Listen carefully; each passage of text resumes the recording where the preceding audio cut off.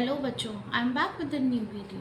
So today in this NCERT series of class 8 we are going to start the new chapter explanation जिसमें हम पढ़ने वाले हैं chapter 4 tribals, Diku and the vision of golden age. So this chapter is about the tribal life. कैसे जो हमारे देश के ट्राइबल एरियाज़ में लोग कैसे रहते थे, कैसे रहते आए हैं, उनका जीवन कैसा है, how they live, in what conditions they live, and in what happened to them in the British era, the colonial rule as we say.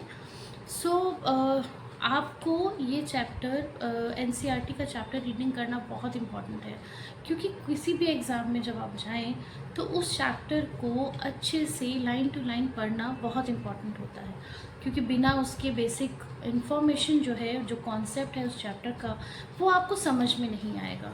उसके लिए बहुत डिटेल से मैंने ये वीडियो बनाया है ताकि आपका जो काम है, बहुत बोरिंग काम, बहुत जल्दी से हो जाए और आप भी मज़े से उस चैप्टर की लाइन टू लाइन एनसीईआरटी की रिवीजन कर पाएंगे. So let's start the chapter tribal diku and the vision of the golden age. So जैसे कि आप स्क्रीन पे देख पा रहे हैं, मैंने एनसीईआरटी का ये चैप्टर नंबर 4 खोल लिया है. सो इसमें चैप्टर शुरू होने में ही, चैप्टर की शुरुआत में ही एक बहुत अच्छी सी कहानी दी है, एक स्टोरी है. There is a story. It's about a man name Birsa who belonged to Chota Nagpur in Jharkhand. So you know what is a Chota Nagpur? Chota Nagpur area is in the plateau region of Jharkhand, and it is located in the eastern India, the eastern part of the India, and it has, the boundaries of the Chota Nagpur plateau. It extends to other states also, like West Bengal and Chhattisgarh, Bihar, Odisha. So it's a very beautiful place, a lot of forests, and it's very rich. This region of Chota Nagpur, it is rich in source of rich minerals like coal, iron ore, mica, bauxite, and all these are the industrial fuels. So the main industries are fueled by these ores we get from the mining region of Jharkhand. It has rugged terrain, hilly region, lot of forest area. So let's read more about it. So the story starts in 1895. There was a man named Birsa जो forest में जगह जगह घूमता था और छोटा नागपुर झारखंड के गांव-गांव में. ऐसा माना जाता है, it was believe that he has miraculous powers of healing people and saving the grains. पहले के समय में क्या होता था, जब जैसे कि कोई बाढ़ आई, सूखा आया और कभी कभी किसी साल बारिश नहीं होती थी, तो पुराने समय में जो फार्मर्स होते थे, जो कल्टीवेटर्स होते थे, वो टोटली डिपेंड करते थे नेचुरल सोर्सेज ऑफ इरिगेशन पे. सो उस समय जो है बीमारी की वजह से या किसी बाढ़ या सूखे की वजह से फसल नुकसान हो जाती थी. तो ऐसा माना जाता था जो बिरसा थे वो उनके पास कुछ मैजिकल पावर थी, some godly powers, and he was sent by God, and people believe that he can cure them their diseases and even multiply the grains, means अच्छी फसल हो, ऐसी उनसे कामना करते थे. And Birsa himself declared that God has appointed him to save his people from trouble, free them from the slavery of Dikus. Now यहाँ एक वर्ड आपने चैप्टर के स्टार्टिंग में भी सुना था, डीकू. डीकू जो शब्द होता है, जो वर्ड है डीकू, ये जो ट्राइबल रीजन के लोग हैं, स्पेशली जो मुंडाज ट्राइबल कम्युनिटी होती है, they refer to the outsiders by saying diku. And पुराने समय में क्या था, जब ब्रिटिशर्स आए थे या जो कॉलोनियल लोग आए थे, they wanted to rule over them, but tribal लोग जो थे वो उनकी एक डिफरेंट कम्युनिटी होती है, डिफरेंट लाइफस्टाइल होता है नॉर्मल लोगों से अलग. सो वो लोग उनसे बचते थे, and they don't want to be to be under their slavery. They never wanted them, they disliked them, they abhorred them. And so उनको जो बाहरी लोग होते थे जो उनको गुलाम बनाते थे, और उनको अपनी फॉरेस्ट लाइफ को छोड़कर बाहर की दुनिया में ले जाने में मजबूर होते थे, money lenders, so you know those kind of people, उनको वो डीकू बुलाते थे. सो डीकू मीन्स आउटसाइडर्स. सो आगे हम देखते हैं कि भगवान ने उनको भेजा है, ऐसा वो बोलते थे सबको. सुन जैसे जैसे ये बात धीरे धीरे गाँव में सब जगह और कम्युनिटीज़ में फैलने लगी, तो ट्राइबल लोग में जो ना सिर्फ उनकी अपनी कम्युनिटी के लोग थे, बल्कि दूसरे ट्राइबल कम्युनिटी के लोग भी उनको they started worshipping him, following him like a God. And उनको वो गॉड बिरसा के नाम से जानने लगे थे, और ऐसा मानते थे कि वो उनकी सारी प्रॉब्लम्स को सॉल्व कर देंगे. सो आगे अगर हम चैप्टर में पढ़ते हैं कि जो बिरसा थे वो मुंडा कम्युनिटी के थे. He belong to a tribal group named Munda and of Chhota Nagpur. Again it's located in Jharkhand. But उनके जो फॉलोअर्स थे वो उनकी कम्युनिटी से बाहर के लोग भी हुआ करते थे, जैसे कुछ दूसरी कम्युनिटीज़ थी जिनमें संथाल्स और ओराउंस आते हैं. सो अभी हम इनके बारे में थोड़ा और एक्सप्लेनेशन में पढ़ते हैं. पहले हम बिरसा की गॉड बिरसा की कहानी को समझते हैं. So all of them in different ways are unhappy with the changes they were experiencing and problems they were facing under British rule. So सीधी सीधी बात आती है कि ट्राइबल लोग क्योंकि बहुत फ्री मूवमेंट वाले होते हैं, फ्रीडम से रहना उनको पसंद है, they don't want to be enslaved. So that's why they were facing problems with the British rules, and their familiar ways of life seemed to be disappearing. Their livelihoods were under threat, and their region appeared to be in danger because Britishers वहाँ के सारे जो rich mineral resources थे उनको कब्जा करना चाहते थे. एज वी ऑल नो वो हमें एक्सटॉर्ट करने आए थे. कॉलोनियल रूल में यही होता है कि दूसरा कोई पावरफुल इंसान लोगों के ऊपर राज करता है, रूल करता है, and they extort people of all their resources and wealth. So यहाँ पर भी ब्रिटिशर्स से उनको यही खतरा था कि वो आएंगे, उनको स्लेव बना लेंगे, उनके सारे जो जंगल हैं, उन सब फॉरेस्ट है, उन सबको ख़त्म कर देंगे. तो they were facing problem with the British rule.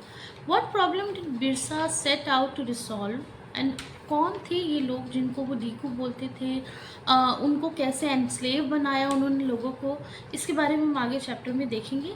और एक चीज़ यहाँ पे हम समझते हैं कि जो ट्राइबल सोसाइटीज़ होती हैं, they consider their land, their forest, their as you know very a sacred ground. उनको बहुत पवित्र स्थान मानते हैं, और वो बाहरी लोगों से आना जाना या बाहरी लोगों के साथ इतना मिलना जुलना नहीं करते हैं, क्योंकि उनकी अपनी खास कम्युनिटी होती है, उनके अपने खास रिचुअल होते हैं. दे वर्शिप नेचर, वो नेचर लवर्स होते हैं, क्योंकि वो फॉरेस्ट को ही अपना सब कुछ मानते हैं. वो and they believe in sharing among their community, और वो सभी को इक्वालिटी से देखते थे with in their community. However, this did not mean that they were not social and economic.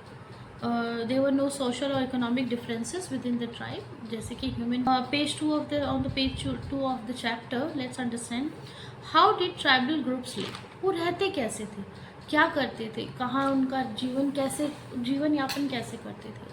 तो ये समझने के लिए पहले हम ये समझते हैं कि जो 19th century, by the 19th century, tribal people in different parts of India were involved in variety of activities. बहुत सारी एक्टिविटीज़ वो लोग करते थे, जिसमें से कुछ खास मेन 5 एक्टिविटीज़ के बारे में हम इस चैप्टर में पढ़ने वाले हैं. जैसे कि सबसे पहली जो एक्टिविटी थी, जो कि बहुत इंटरेस्टिंग भी है, some were the jhum cultivator. Jhum cultivation एक बहुत इंटरेस्टिंग कल्टीवेशन मेथड होता था. यहाँ पर जो है इसको एक दूसरे नाम से भी जाना जाता है, जिसे शिफ्टिंग कल्टीवेशन भी कहते हैं. अब इसे शिफ्टिंग कल्टीवेशन क्यों कहते हैं, आइए समझते हैं.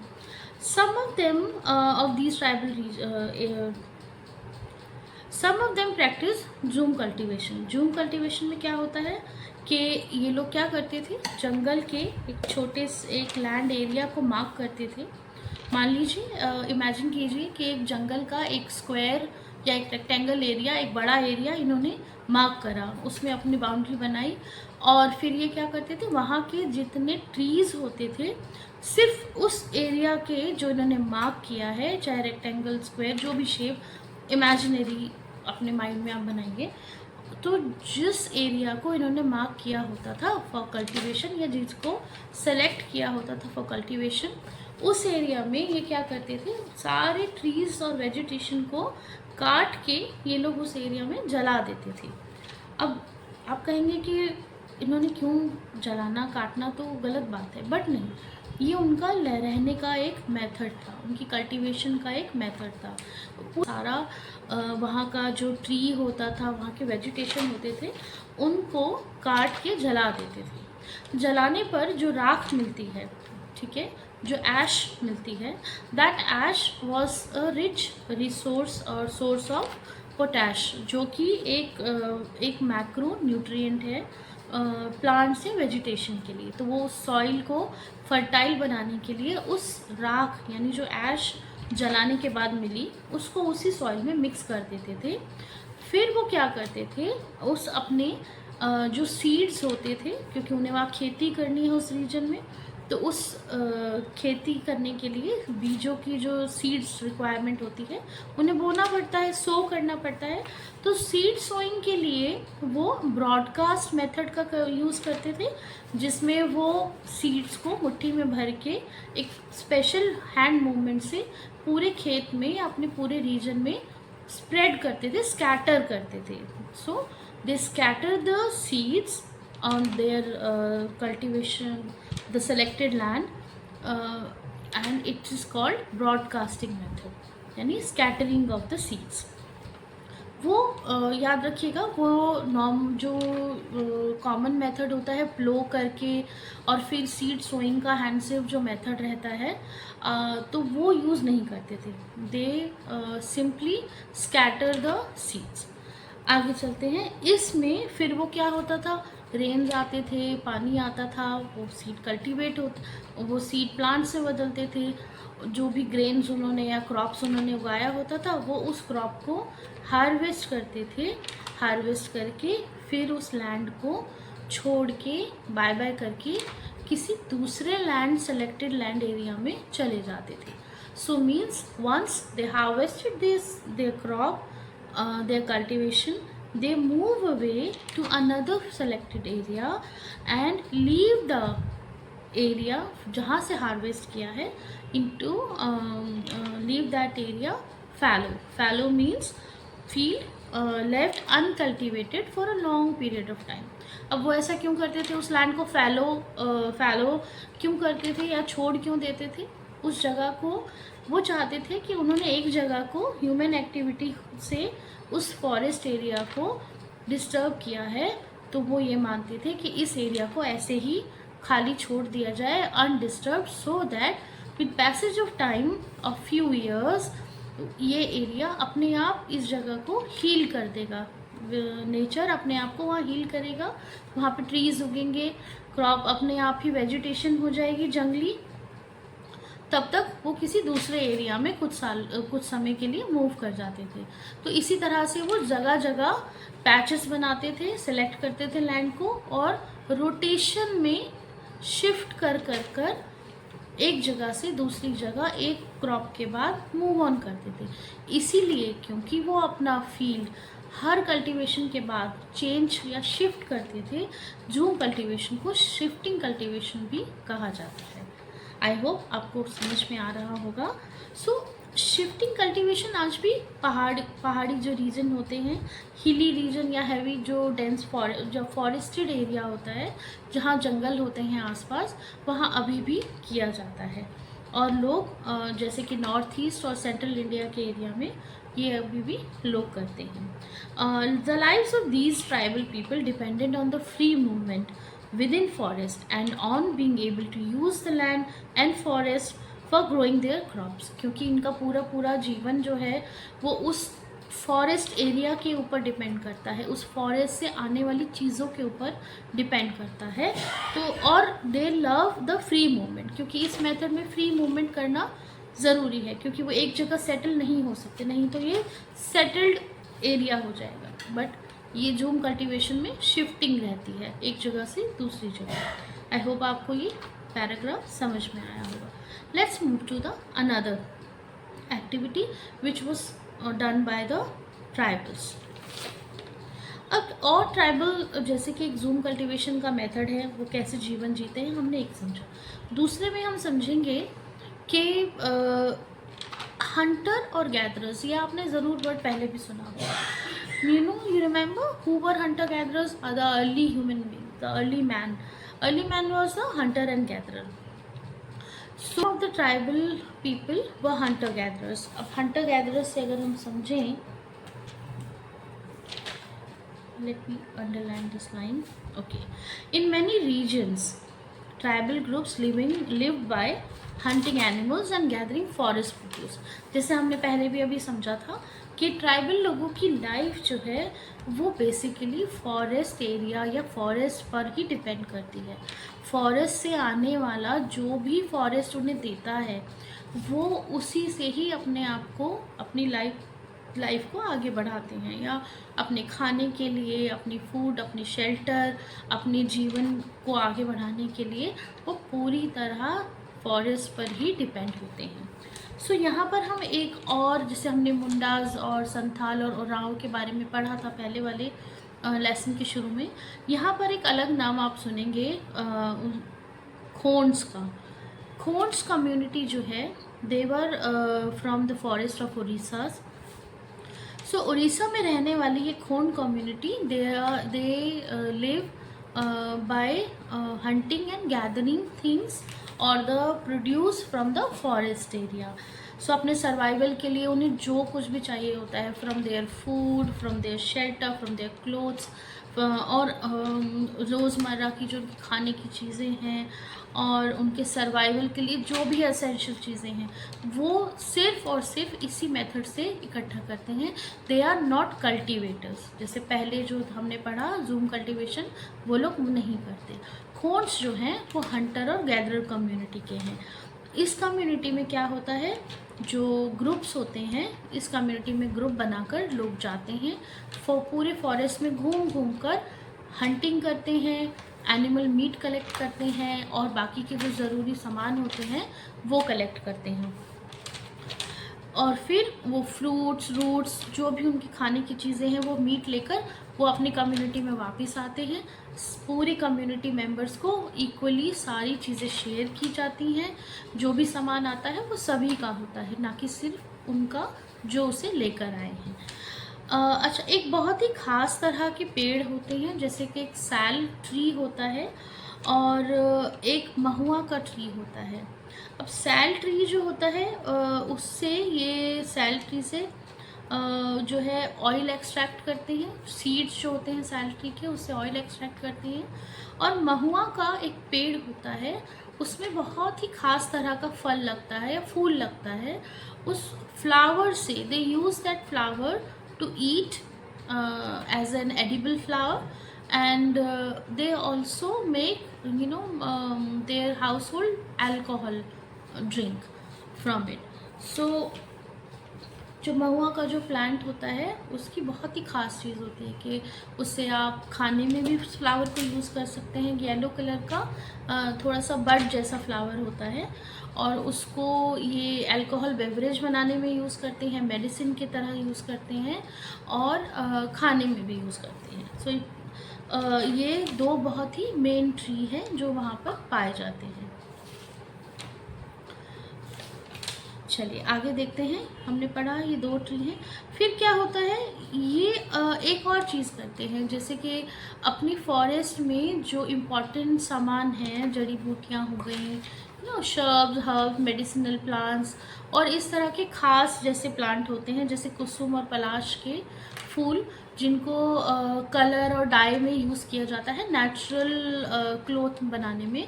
सो ये जाकर जो अपने रीजन के फॉरेस्ट के बाहर की जो लोकल मार्केट्स होती हैं वहाँ जाकर उन्हें सेल करते हैं, और जो भी इन्हें उससे थोड़ा बहुत पैसा मिलता है उससे ये अपने लिए ग्रेन्स, फूड ग्रेन्स खरीदते हैं या और ज़रूरी चीज़ें खरीदते हैं जो इन्हें फॉरेस्ट से नहीं मिल पाती हैं।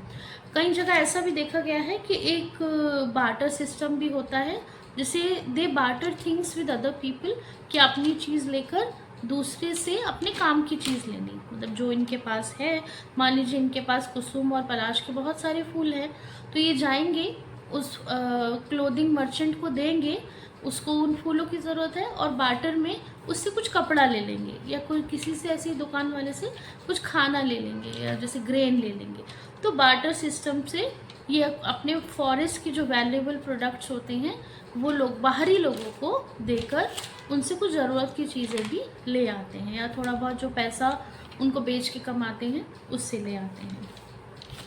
इसके अलावा ये फॉरेस्ट प्रोड्यूस बेचने के अलावा या बार्टर एक्सचेंज करने के अलावा ये और कैसे जीते हैं, जो हंटर गैदरर कम्युनिटीज़ होती हैं। सो उनमें ये देखा गया है that some of them even apply for jobs of labourers.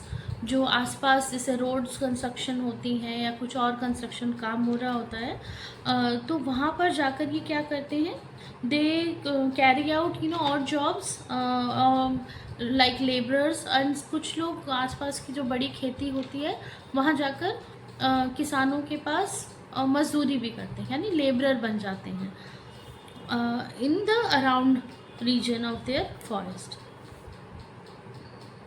But कुछ कम्युनिटी ऐसी हैं जो इसको बहुत बुरा भी मानती हैं, जैसे अपनी कम्युनिटी से बाहर जाकर काम करना। उसमें ही ऐसे बैगास करके एक कम्युनिटी है ट्राइब्स की, जो सेंट्रल इंडिया से बिलोंग करती हैं। ये लोग बहुत बुरा मानते हैं अगर उनकी कम्युनिटी से कोई बाहर जाकर काम करता है ना। ये बिल्कुल नहीं चाहते ये कि हमारे ट्राइब का कोई भी आदमी बाहर जाके लेबर बने। ये लोग उसको बहुत नीचा देखते हैं उसको, और ये चाहते हैं कि हमारे लोग हमारी कम्युनिटी में ही रहे और हंटर गैदरर्स ही बनकर रहें, या ट्राइबल कम्युनिटी के रूल्स को फॉलो करें। इसके साथ ही अगर आप यहाँ देखेंगे एक मैप दिया हुआ है इंडिया का।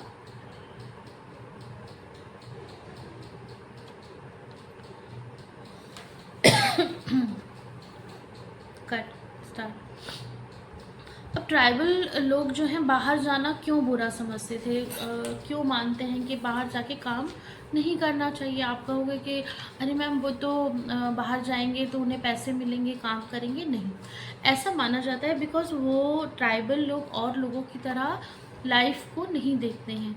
वो अपने फॉरेस्ट को बहुत सेक्रेड मानते हैं, बहुत पवित्र स्थान मानते हैं, और वो अपने एंसेस्टर्स से और बहुत ज़्यादा अटैच्ड होते हैं, तो वो अपनी जगह को छोड़ना बुरा समझते हैं। वो ऐसा भी मानते हैं कि जैसे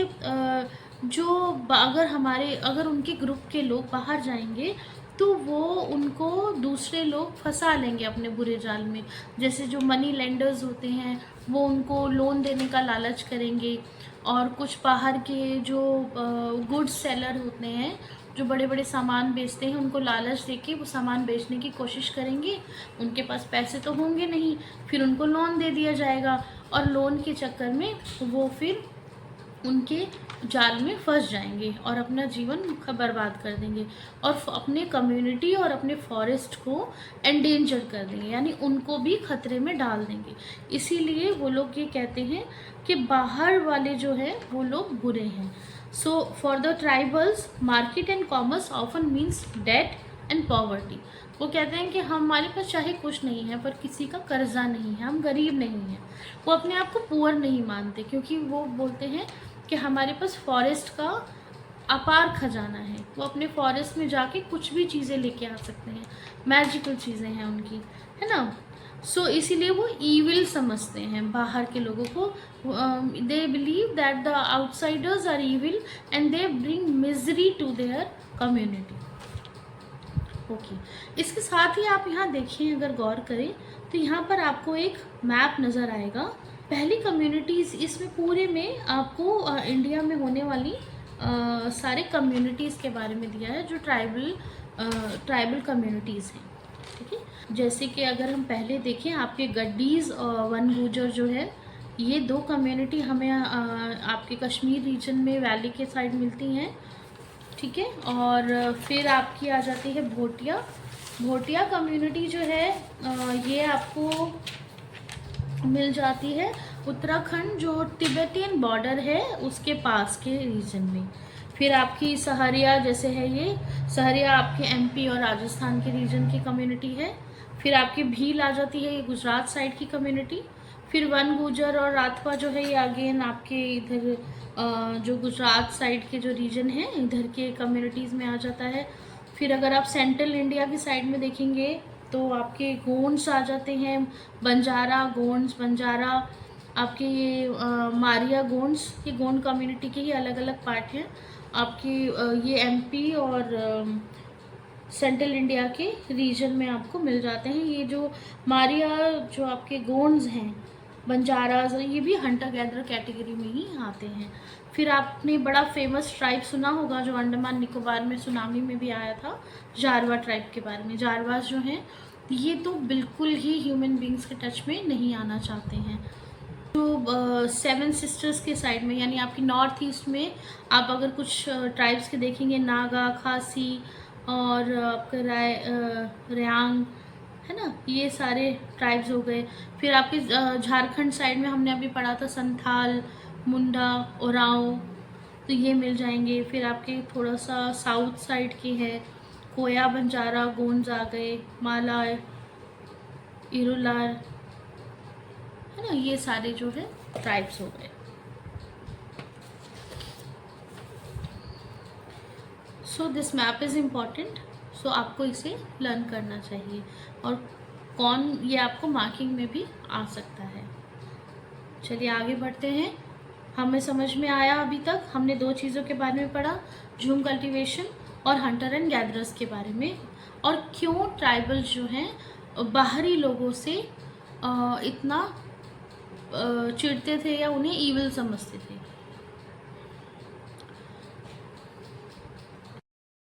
tribal communities were also herding animals, है ना, यानी जानवरों को चराते थे। जैसे कि आपके कुछ पंजाब और हिली रीजन के जो लोग हो गए, आइए चलिए पढ़ते हैं paragraph. Many tribal groups lived bye herding and rearing animals. They were pastoralists who moved with their herds of cattle or sheep according to the season। जैसे कि इसका क्या मतलब है कि उनके पास मान लीजिए कोई शीप पालता है, गोट पालता है और उनकी वूल्स को बेच के अपना पैसा कमाते हैं या अपनी लाइवलीहुड चलाते हैं। तो वो लोग क्या करते थे, क्योंकि हिली रीजन्स में रहते थे और मौसम के हिसाब से बहुत सारे एनिमल्स हैं, उनको चारा चाहिए, ग्रास चाहिए खाने के लिए, तो वो हिल रीजन में उनको चारा कराने के लिए, हर्डिंग के लिए लेके जाते थे। अब मान लीजिए किसी रीजन में बर्फ़ ज़्यादा पड़ गई या बारिश ज़्यादा हो गई, मौसम की खराबी हो गई, तो वो किसी दूसरे रीजन में मूव कर जाते थे। यानी कि जो हर्डर्स होते थे, एनिमल हर्डर ट्राइब जो है, वो लोग according to the season they move from one region to another region. और इनको इसीलिए पेस्टोरेलिस कहा जाता है। पेस्टोरेलिस यानी जो हर्डिंग करते हैं कैटल्स की और मूव करते हैं according to the season. When the grass in one place was exhausted, अब इतने सारे एनिमल्स होंगे तो ग्रास भी, उनकी जो ग्रास होगी उस जगह की, वो एग्जॉस्ट हो जाएगी, ख़त्म हो जाएगी, तो उसे वापस उगने देने के लिए समय लगेगा। तो वो इस समय ऐसा करते हैं कि दूसरे रीजन में मूव कर जाते हैं, जैसे कल्टीवेशन वाले जूम कल्टीवेशन में करते थे, है ना, बट वो वहाँ पर उगाते थे खाना। ये यहाँ कुछ उगाते नहीं हैं, ये जस्ट अपने जानवरों को लेकर जाते हैं, कैटल्स को चारा करवाते हैं, वो वहाँ पे घास खा जाते हैं। जब घास ख़त्म हो जाती है फिर वो मूव कर जाते हैं किसी दूसरे एरिया में आसपास के। सो वन गुजर्स जो पंजाब हिल्स में पाए जाते हैं, और लवादीज जो है वो आंध्र प्रदेश के कैटल हर्डर्स हैं, और गड्डी जो है वो कुल्लू के शेपर्ड्स हैं, और बकरवाल्स बहुत फेमस है, बकरवाल कम्युनिटी, ये कश्मीर में गोट रियरिंग कम्युनिटी है। सो इसको हम आगे अगले साल की जो आपके चैप्टर आएंगी अब नेक्स्ट क्लास में उसके बारे में और डिटेल में पढ़ेंगे। Time to hunt, a time to sow, a time to move to a new field. यहाँ पर एक छोटा सा पैराग्राफ है, इसके बारे में देखते हैं क्या है ये। इसमें ये बता रहे हैं कि जो डिफरेंट सोसाइटीज़ के जो लोग होते थे, people living in different societies, जो हमेशा कभी भी काम करने का उनका जो तरीका होता है वो सेम नहीं होता। उनके अपने रूल्स होते हैं, अपने कल्चर होता है उनका डिफरेंट, और उनके नई नई नोशंस होते हैं, यानी धारणाएं होती हैं। ठीक है, जैसे कुछ लोग जो है शिफ्टिंग कल्टीवेशन को अच्छा मानते थे, है ना, और कुछ लोग हंटिंग करते थे। बट ये सब जो था वो calendar and division of task between man and women बांटा जाता था। सो विरियर एल्विन एक ब्रिटिश एंथ्रोपोलॉजिस्ट थे जो काफ़ी समय उन्होंने बेगास और खोन्स जो थे वो सेंट्रल इंडिया के हंटर गैदरर ट्राइब्स थे, इनके बारे में स्टडी की थी।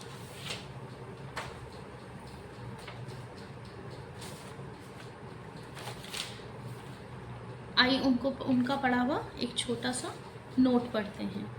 उन्होंने ये बोला था कि in Chait women went to clearing to cut stocks that were already reed, यानी जो उग चुका है उनकी सफाई, जो रीप हो चुकी है उनकी स्टॉक्स को, हार्वेस्ट की स्टॉक्स को, उनका सफाई का काम करती थी। मैन जो थे उनका काम होता था रिचुअल हंटिंग पे जाना और लार्ज ट्रीज को कट करना।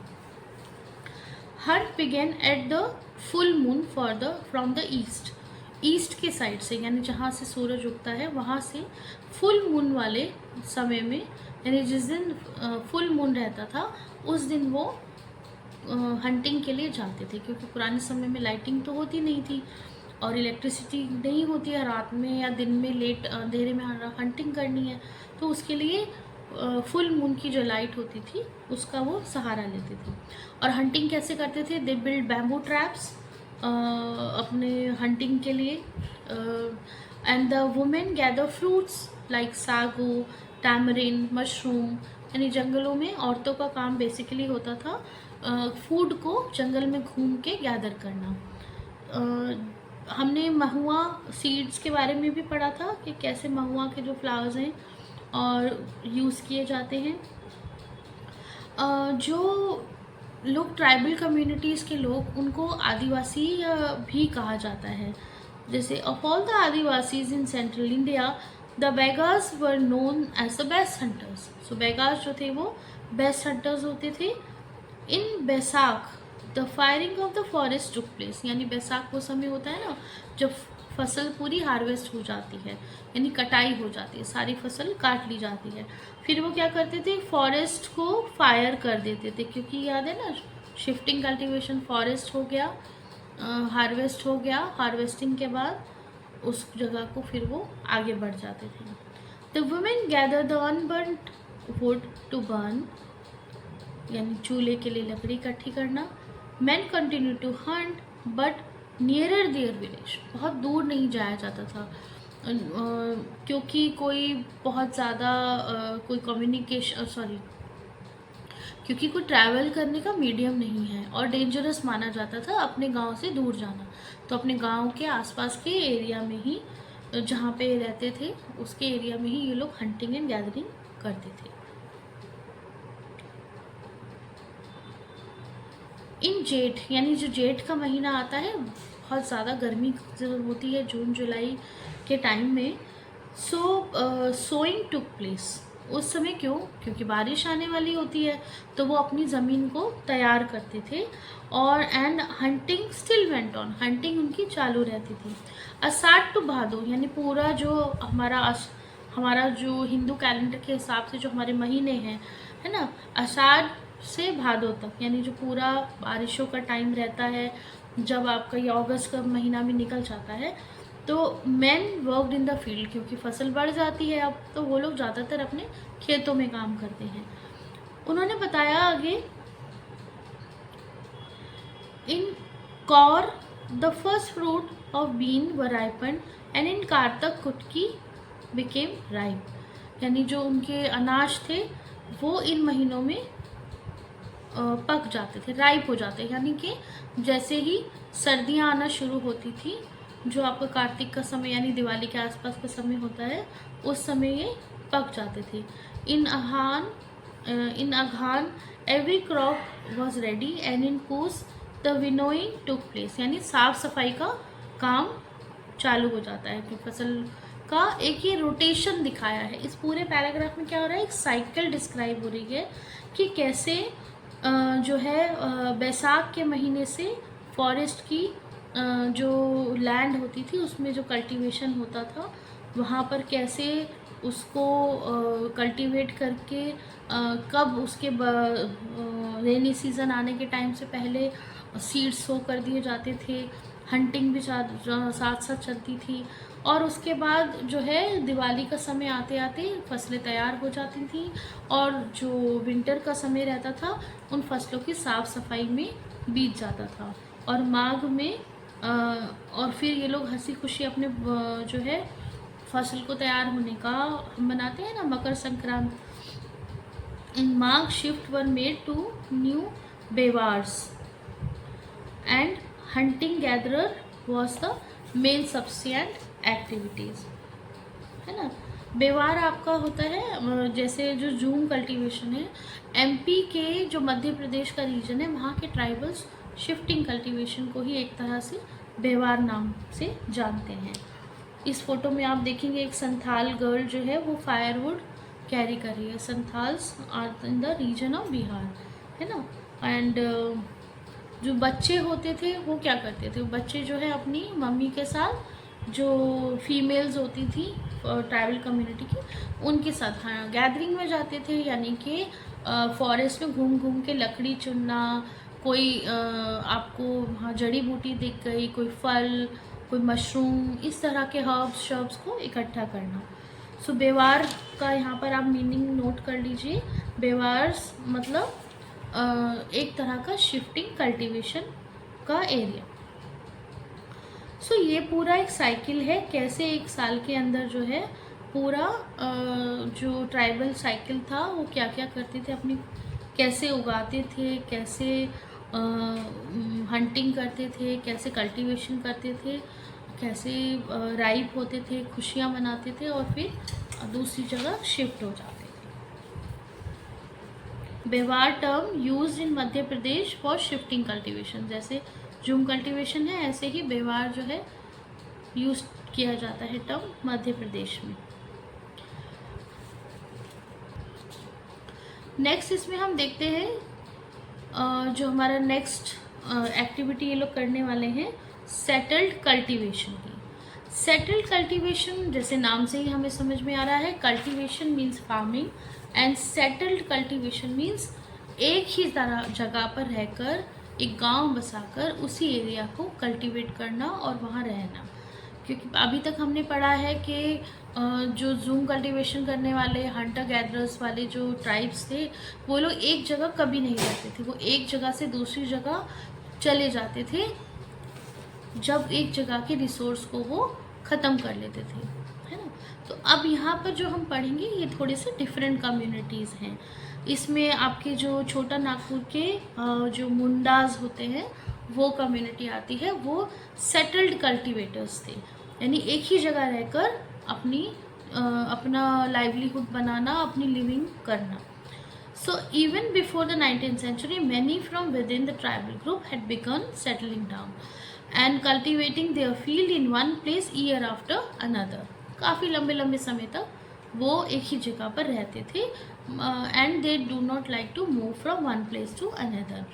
और जैसे जब वो एक जगह रहने लगे तो उन्होंने थोड़े से अपने मेथड्स में चेंज किया, यानी they introduce ploughing method in their farming in gradually धीरे धीरे उनके पास अपनी लैंड के राइट्स भी आ गए, यानी जिन ज़मीनों पे वो परमानेंट अपना घर बना के रहने लगे उनका उन्हें राइट भी मिल गया, यानी उनके हकदार बन गए, वो ज़मीनें उनकी हो गई।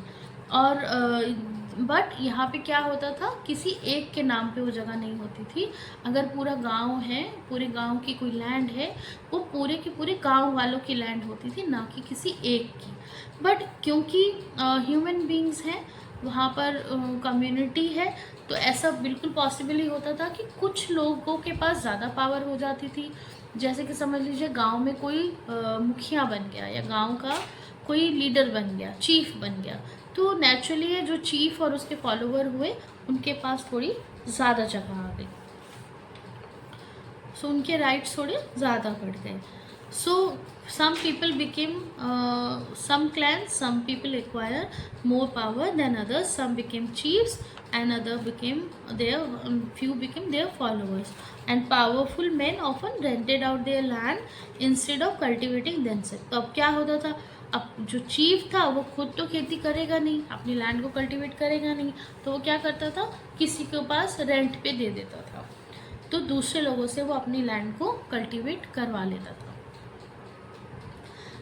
अब यहाँ एंट्री होती है ब्रिटिशर्स की। ब्रिटिश जो कॉलोनियल पीरियड जब इंडिया में शुरू हुआ, सो वो धीरे धीरे ट्राइबल रीजन्स में भी पहुँचा। ब्रिटिशर्स जो थे वो गोंड्स और संथाल्स जो होते थे कम्युनिटी के लोग, जो थोड़े से सिविलाइज्ड होते थे, उनको अब ज़्यादा बेटर मानते थे rather than Hunter and gatherers और शिफ्टिंग कल्टिवेटर्स। क्योंकि हंटर गैदरर्स, शिफ्टिंग कल्टिवेटर्स क्या होते थे, वो सिविलाइज्ड उनको नहीं माना जाता था। क्यों, वो आज यहाँ कल वहाँ, they were more wild, they were living free life, है ना, they love their free movement, and the Britishers considered them wild and savage and wanted to make them civilized.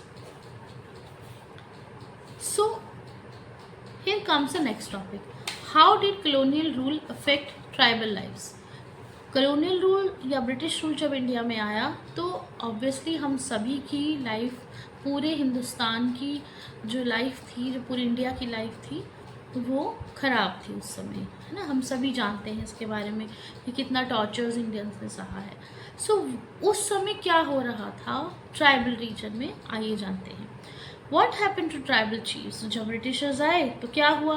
Before the arrival of the British, in many areas जो tribal chief होते थे वो बहुत important लोग होते थे, यानी कि पूरे के पूरे ट्राइब के वो सरदार, जिसे बोलते हैं ना, कबीले का सरदार, बिल्कुल वैसे ही, ठीक है। So they enjoyed certain amount of power, उनके पास इकोनॉमिक पावर भी थी, and they had the right to control and administer the territories of the region, कि किसके पास कितना होगा, क्या होगा, तो सारे फैसले उस ग्रुप का, कम्युनिटी का जो चीफ होते थे वो लेते थे। In some places they had their own police and decided on the local rules of land. जो उन्होंने अपने रूल पे, जो भी लैंड के रूल थे, उनकी अपनी पुलिस भी बनाई उन्होंने, और अपने लैंड के कुछ रूल्स भी बनाए थे, and methods, rules to manage the forest, कि फॉरेस्ट से कैसे मैनेज किया जाएगा, जो भी सामान वो लाते थे फॉरेस्ट से सोर्स करते थे, जो सप्लाईज सोर्स करते थे। So under the British rule the function and the power of the tribal chiefs change considerably. They were allowed to keep their land titles over a cluster of villages and rent out lands.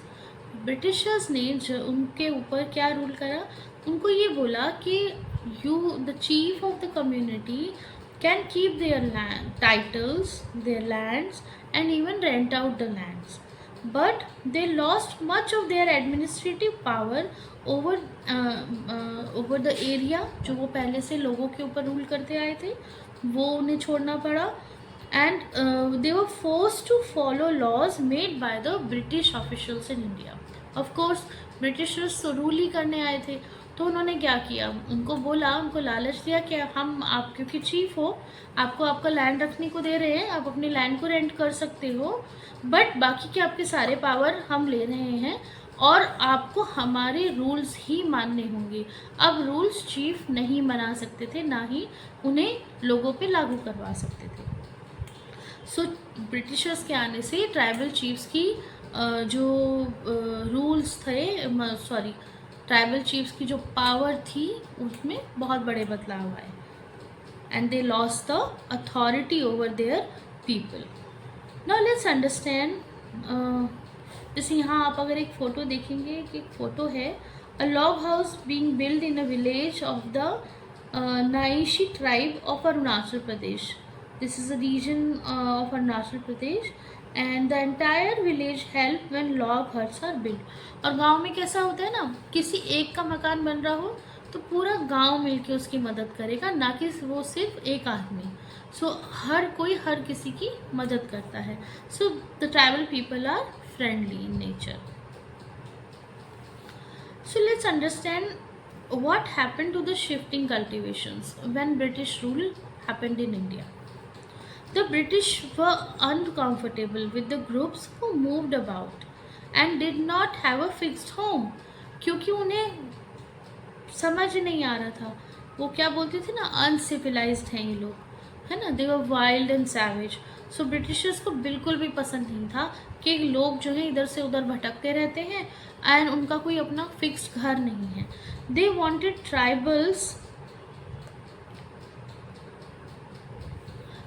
Tribal group to settle down and become peasant cultivators. यानी वो बोलते थे उनको कि आप एक ही जगह रहो और किसान बनो, है ना, पेजेंट कल्टिवेटर्स. यानी एक जगह रहकर किसान और खेती करो और किसान बनो. Settle peasants were easier to control. क्यों, ऐसा क्यों बोलते थे?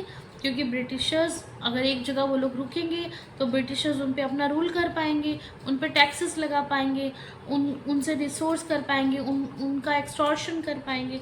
तो इसीलिए ब्रिटिशर्स चाहते थे कि जो सेटल्ड जो हंटर गैदरर्स हैं या शिफ्टिंग कल्टिवेटर्स हैं वो एक जगह रहें सिविलाइज तरीके से और पेजेंट कम्युनिटी में कन्वर्ट हो जाए. The Britishers also wanted a regular revenue. See, as I told कि उन्हें रेवेन्यू चाहिए था, उन्हें टैक्सेस लगाने थे कि वो पैसा वहाँ पे कमाए और वहाँ पर सरकार को, उनकी ब्रिटिश की सरकार को taxes they, revenue they. So they introduce land settlements. अब उन्होंने लैंड सेटलमेंट्स का इंट्रोडक्शन किया. लैंड सेटलमेंट्स क्या होते हैं? एक ऐसा एरिया जहाँ पर जो है कुछ जगह दे दी जाती है, उनको घर दे दिया जाएगा और जगह दी जाएगी कि यहाँ पर रहो और खेती करो, है ना. और उसमें से जो भी होगा उस लैंड की जो भी सोर्स या इनका सप्लाई मिलेगी उस लैंड से, वो भी ब्रिटिशर्स ले लेते थे. उनको बहुत थोड़ा ही देते थे और उनसे उसके अगेंस्ट में रेवेन्यू भी लेते थे, यानी टैक्स चार्ज करते थे, उनसे पैसा लेते थे कि हम तुम्हें यहाँ रहने को दे रहे हैं, हम तुम्हें यहाँ खेती करने को दे रहे हैं, तो इसका रेवेन्यू हमें दो, हमें टैक्स दो. सम पेजेंट्स वर डिक्लेयर्ड लैंड ओनर्स. अब ऐसे में इसी तरह से कुछ लोगों को लैंड ओनर्स बना दिया गया था और कुछ को टेनेंट्स, यानी जिनको लैंड ओनर्स ने जगह रेंट पे दी हो. ठीक है.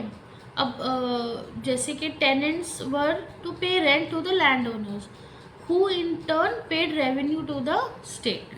यानी एक वहाँ पे उस जगह को कोई ज़मींदार बना दिया, यानी ज़मींदार मतलब उस जगह का लैंड ओनर बना दिया, उसके अंडर में बहुत सारे पेजेंट्स दे दिए और पेजेंट्स खेती करेंगे और उसको बेच के फसल को कुछ पैसा जो भी आएगा उसका रेवेन्यू जो है, उस पे रेवेन्यू जो भी बनेगा वो लैंड ओनर को देंगे और लैंड ओनर ब्रिटिशर्स को देगा. तो एक चेन उन्होंने फॉर्म कर दी, एक लैंड सेटलमेंट की.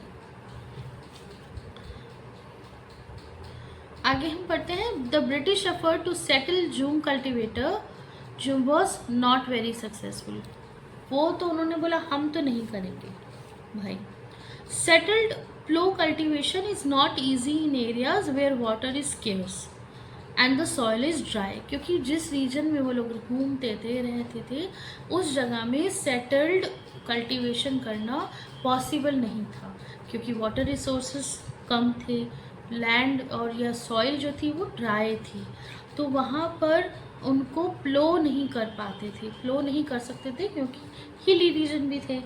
सो अब जूम कल्टिवेटर्स क्या करते थे, जगह जगह घूमते थे, जहाँ पे जो रिसोर्स मिले वहाँ पर उन्होंने उसको यूज़ किया. Jhum cultivators who took to plough cultivation often suffered since their field did not produce good yield. So Jhum cultivator in northeast India insisted on continuing with their traditional practice. उन्होंने बोला कि ये नया प्रैक्टिस जो है settle cultivation का, ये हमारे लिए पॉसिबल है ही नहीं, हमें जूम कल्टीवेशन या शिफ्टिंग कल्टीवेशन का ही मेथड सूट करता है। Facing wide spread protest, the British had to ultimately allow them the right to carry on shifting cultivation in some part of the forest.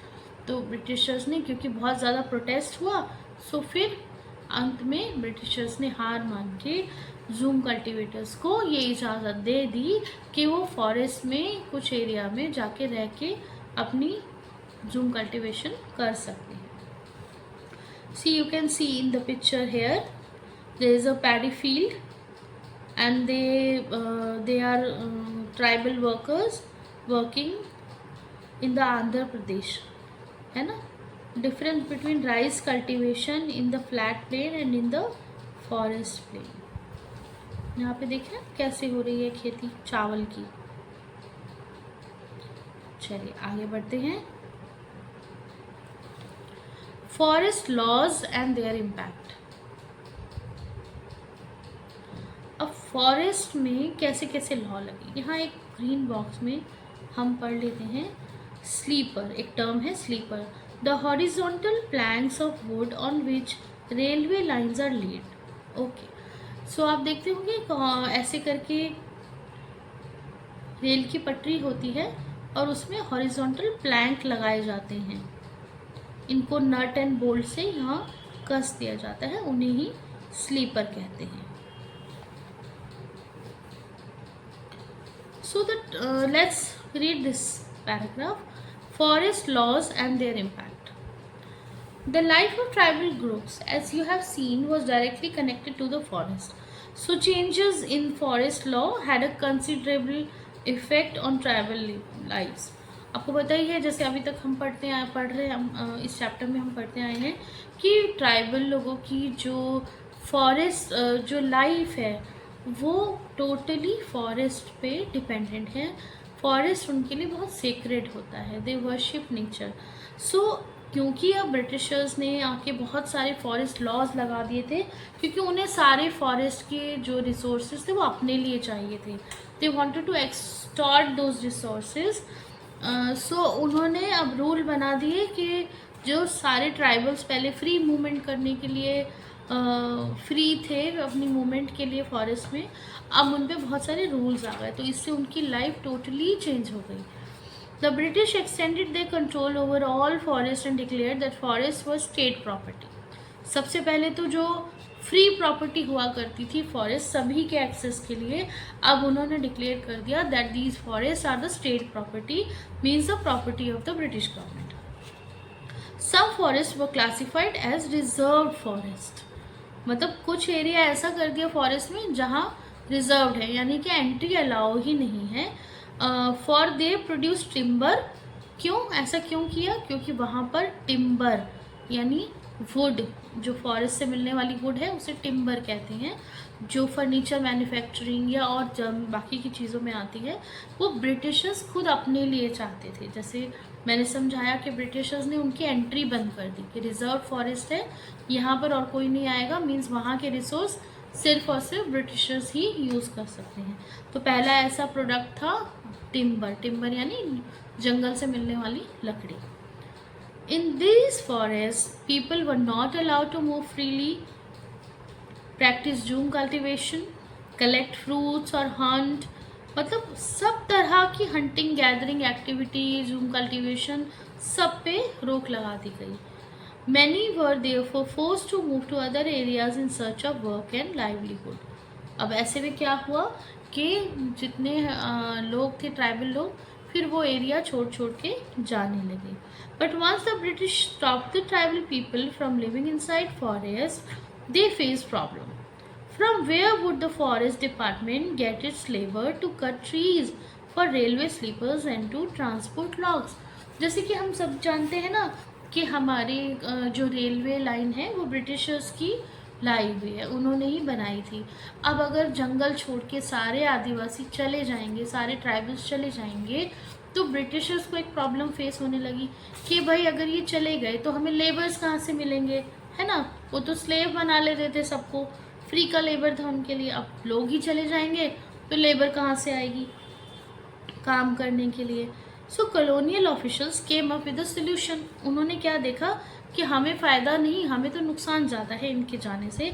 तो उन्होंने ये बोला कि जूम कल्टीवेटर्स थोड़े थोड़े स्मॉल पैचेस ऑफ लैंड पे फॉरेस्ट में जाकर जूम कल्टीवेशन कर सकते हैं, जिससे कि वो उस जगह को छोड़ के भी ना जाए और उस जगह पे रहने से ब्रिटिशर्स को वो लेबर के रूप में काम आ सके। So forest department gained the labor and look after the forest. So in many regions the forest department established forest villages to ensure a regular supply of cheap labor. So forest villages बनाए गए forest department by the Britishers, और ताकि उन्हें क्या मिल सके, supply of cheap labour. मतलब उन्हें तो कुछ चाहिए ही, देना ही नहीं होता था उनको, तो फ्री में लेबर थी ऑलमोस्ट।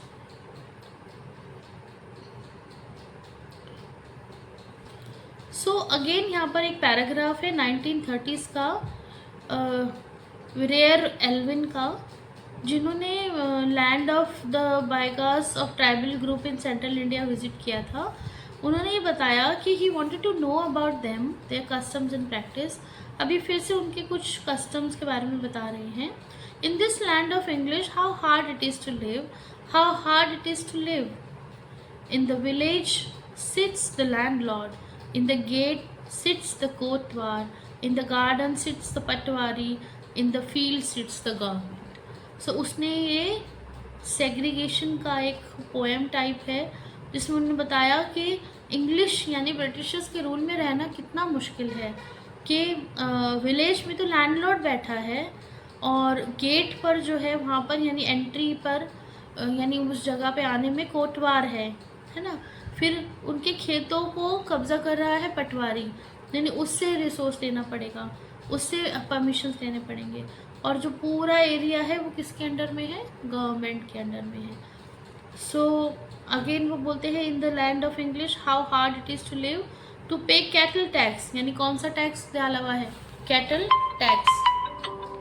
कैटल टैक्स यानी अगर आपने कैटल रखा है तो आपको कैटल टैक्स देना होगा, फॉरेस्ट से काम करते हो तो आपको फॉरेस्ट टैक्स देना होगा, और लैंड पे लैंड है आपके पास तो लैंड टैक्स देना होगा।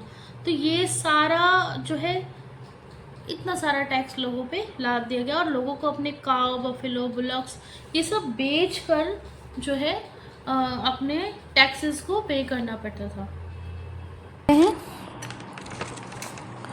अब मैनी ट्राइबल ग्रुप्स, जब ये सारी चीज़ें हो रही थी कि फॉरेस्ट ब्रिटिशर्स ने फॉरेस्ट के सारे जो राइट्स थे वो उनसे ले लिए थे ट्राइबल लोगों से, और उन्होंने सारे राइट्स अपने पास रख लिए थे और उनको बहुत ही लिमिटेड राइट्स दिए थे, सो दैट ब्रिटिशर्स को चीप लेबर्स मिल सके, ताकि वो railway tracks all over India लगा सकें और बाकी के काम भी उनसे अपने चीप लेबर से करवा सकें।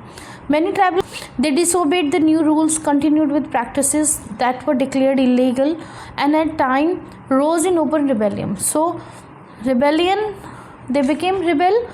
1906 असम में सोनग्राम संगमा नाम का एक रिवोल्ट हुआ था, यानी विद्रोह किया था ट्राइबल एरिया के लोगों ने, और एक सत्याग्रह हुआ था 1930s में इन द सेंट्रल प्रोविंसेस, जो सेंट्रल इंडिया के प्रोविंस थे वहाँ पर किया गया था। सो क्योंकि वो लोग ब्रिटिशर्स जो लोग थे उन्होंने बहुत परेशान कर दिया था ट्राइबल्स को, उनके फॉरेस्ट से अलग कर दिया था। आगे बढ़ते हैं, problem with the trade. During 19th century, tribal group found that traders and money lenders were coming into forest more often. अब क्या हुआ कि ब्रिटिशर्स के आने से बाहर के जो लोगों का एक्सेस था वो ट्राइबल एरियाज़ में बढ़ गया। पहले ट्राइबल जो लोग थे वो बहुत लिमिटेड एक्सेस रखते थे, एक्सपोजर रखते थे for the outside world, but धीरे धीरे क्या हुआ, with the 19th century Britishers आए और ट्रेडर्स और मनी लेंडर्स जो थे वो धीरे धीरे फॉरेस्ट में जाने लगे। वहाँ पर जाकर वो लोगों को पैसा समझाते थे, पैसा क्या होता है, उनके उनके फैंसी प्रोडक्ट्स दिखाते थे, उनका लालच देते थे टू सेल देयर प्रोडक्ट्स, और उन प्रोडक्ट्स को ख़रीदने के लिए लोन भी देते थे. और tribal groups some time, it took some tribal groups some time to understand the consequences that what is happening.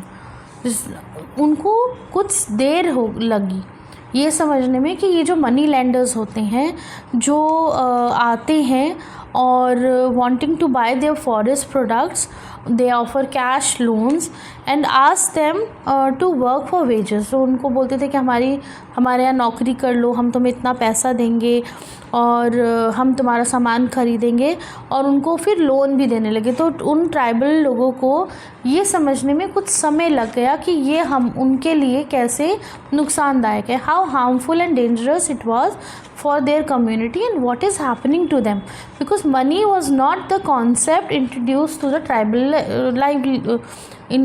money was not the concept that existed in the tribal living scenario.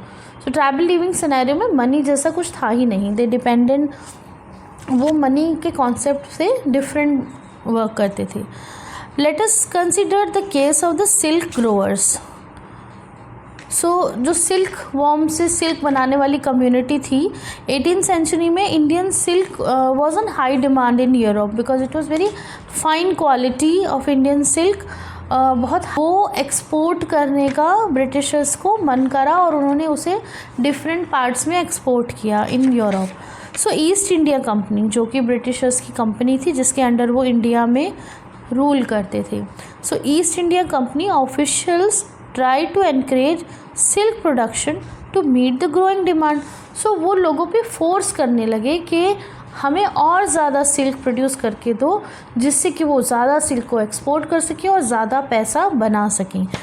Hazaribagh in present day Jharkhand में, आज के समय में Hazaribagh area जो है was an area where Santhals reared cocoons. जैसे कि हम जानते हैं सिल्क वॉर्म जो है उसके कोकून से सिल्क थ्रेड को निकाला जाता है. So the traders dealing in silk sent their agents who gave loan to the tribal people and collected the cocoons. वो गए वहाँ पे, उन्होंने लोन दिया उनको और उनको बोला कि ये लोन आप हमसे ले लो आप, और हमें आप जो है कोकून्स हमें बेचो. The grower were paid 3 to 4 rupees for 1000 cocoons. मतलब 1000 कोकून्स के वो सिर्फ 3 या 4 रुपये देते थे.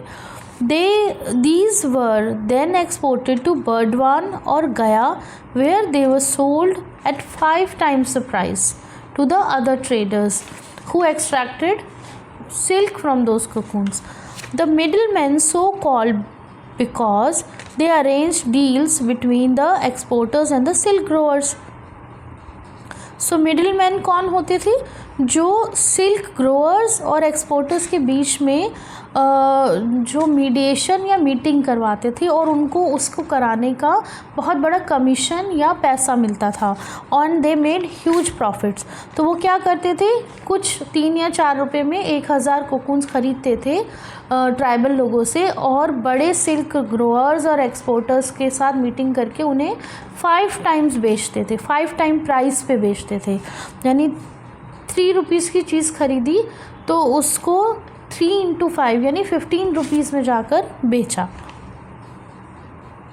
The silk growers earned very little. Understandably, many tribal groups saw the market and the traders as their main enemy. So अब क्या होने लगा, उनको धीरे धीरे ये समझ में आने लगा कि जो बाहरी लोग हमें पैसे का लालच दे रहे हैं, हमें लोन देते हैं और हमसे सामान बहुत कम दामों में ख़रीदते हैं, वो एक्चुअली हमारे लिए बहुत डेंजरस और हार्मफुल है. आप यहाँ एक उसमें देख रहे हैं कैसे एक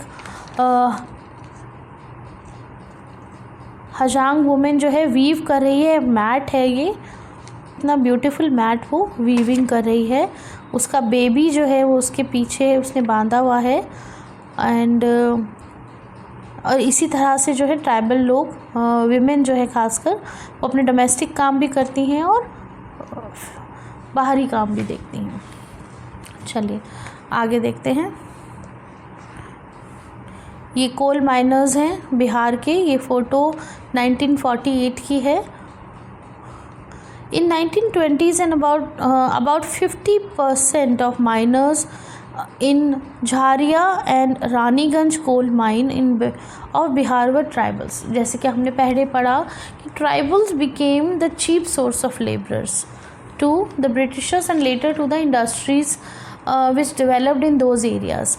हमने शुरू में पढ़ा था कि बिहार जो छोटा नागपुर एरिया है झारखंड में, वहाँ पर बहुत सारे रिच सोर्सेज ऑफ मिनरल की माइन हैं, जहाँ पे कोल, बॉक्साइट है ना, और ऐसे बहुत सारे फ्यूल्स जो हैं जो इंडस्ट्री में यूज़ होते हैं उनकी माइंस हैं। सो इतने सारे माइंस में काम करने के लिए लेबर्स कहाँ से आएंगे, and that too the cheap labours. So 1920 से 50% जो लोग थे वहाँ पर इन ट्राइबल एरिया से ही आने वाले लेबरर्स होते थे। And they have to work in very difficult conditions, in deep dark tunnels of suffocating mines, you know. It was very dangerous. The fumes generated in those mines are harmful gases, and literally many of the workers were killed and they were short lived। मतलब बहुत कम उनकी as होती थी, जल्दी बीमारी से मर भी जाते थे। In 1920s, over 2,000 workers died every year in coal mines in India। जो 1920s का टाइम था उस समय ऐसा माना जाता है, ऐसा रिपोर्टेड है कि 2000 वर्कर्स हर साल मरते थे in Indian coal mines। This is the colonial period, okay, the Britishers, when Britishers ruled us and tortured our people। The search for work यानी काम की खोज। The plight of tribals who had to go far away from their homes in search of work was even worse। और उन लोगों का क्या जो अपना घर परिवार, अपना गांव, अपना फॉरेस्ट छोड़कर ब्रिटिशर्स के डर से दूर भाग गए थे अपने, तो उनके साथ क्या हुआ। From the late 19th century, tea plantations started coming up and mining became an more important industry। दो इंडस्ट्रीज़ बहुत ज़्यादा ब्रिटिशर्स ने बढ़ाई, एक तो माइनिंग इंडस्ट्री, दूसरी टी प्लांटेशंस, क्योंकि उन्हें चाय का भी बहुत शौक़ था। अपनी यूरोपियन कंट्रीज़ में वो चाय भी बहुत बड़े लेवल पे यानी टी की बहुत ज़्यादा एक्सपोर्ट करने लग गए थे। तो ये जो टी प्लांटेशन थे वो आसाम में थे और जो कोल की माइन थी वो झारखंड रीजन में थी। तो they were recruited through contractors. तो अब क्या हुआ, जब नौकरियां आई इस तरह से कि टी प्लांटेशंस में लोग चाहिए, लेबरर्स चाहिए, तो यहाँ पर मिडिल मैन आए जिन्हें कॉन्ट्रैक्टर्स कहा जाता था। वो कॉन्ट्रैक्टर्स बहुत कम दामों में, बहुत चीप दाम में उनको सैलरी देते थे बहुत, और उनसे बहुत सारा काम लेते थे। सो मिजरेबली लो वेजेस यानी बहुत कम वेजेस या तनख्वाह दी जाती थी, and prevented them from returning home, और उनको घर भी वापस नहीं भेजा जाता था, ना जाने दिया जाता था। Find out whether the conditions of work in the mine have changed now, so you should definitely read about it, that what are the conditions of working in a mine these days। कैसे, क्योंकि most of the mines are under government area, government के पास है ज़्यादातर ये mining का sector. सो और जो या गवर्नमेंट एसोसिएटेड कंपनीज जो हैं वो इनमें काम करती हैं, तो वहाँ आज कैसी कंडीशंस हैं, जहाँ लेबरर्स को किस कंडीशन में काम करना पड़ता है, उन्हें क्या सैलरीज दी जाती हैं, तो इस बारे में आप लोग ज़रूर रिसर्च करें क्या, और ये ज़रूर देखें कि क्या आज भी ऐसी जगहों में काम करने से लेबरर्स मरते हैं या उन्हें बीमारियाँ होती हैं। A closer look. Through the 19th and 20th centuries, tribal groups in different part of the country rebelled against the changes in the law। हमने ये देखा, हमने ये पढ़ा भी, जैसे आसाम में जो सत्याग्रह हुए और सेंट्रल पार्ट में सत्याग्रह हुए और असम में भी जो रिवोल्ट हुआ था। सो जगह जगह कंट्री में ट्राइबल्स ने रिबेल करना स्टार्ट कर दिया था ब्रिटिश रूल में, क्योंकि उन्हें जो ब्रिटिशर्स के जो लॉज थे फॉरेस्ट के ऊपर जो नए लॉज लाए थे और जो रिस्ट्रिक्शंस डाल दी थी वो उन्हें बिल्कुल भी पसंद नहीं आए थे और उतने ज़्यादा उन पे टैक्स डाल दिए गए थे और उनको पे करने के लिए बोला जाता था। उनका एक्सप्लॉयटेशन हो रहा था ट्रेडर्स और मनी लेंडर्स के द्वारा। सो बहुत सारे रिवोल्ट्स होने शुरू हो गए थे। जैसे कोल्स जो थे, कोल्स ट्राइब जो था, उन्होंने 1831 से 32 तक ट्राइब रिबेल किया। फिर संथाल्स ने किया 1855 तक। फिर बस्तर जो रीजन है वहाँ पर सेंट्रल इंडिया में वहाँ रिबेलियन हुआ 1910 में।